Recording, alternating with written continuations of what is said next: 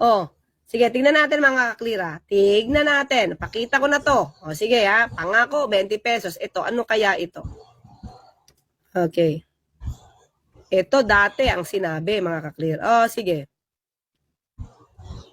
Ay, sorry.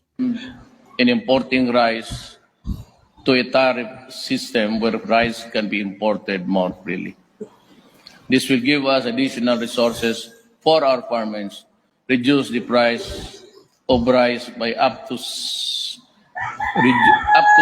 pesos. Oh. Kaya mo ginawa yung batas, rice certification law to para yung gusto mong 7 pesos na kada kilo ay mangyari, ha?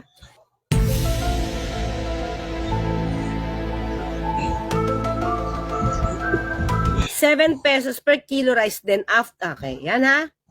Yan, 2 years ha? 2 years ha? Nangako, 7 pesos per kilo na bigas, ha? Ah. Ano? 7 pesos na bigas. Tanga spotted here. Sa lahat ng nag-react nito sa video ni Tatay Digong sa kanyang soda, ito na siguro yung masasabi ko pinakabobo. Kasi attorney to eh. Bakit hindi mo naiintindihan yung sinasabi ni Tatay Digong Duterte? Diyos mio, Auntie Claire.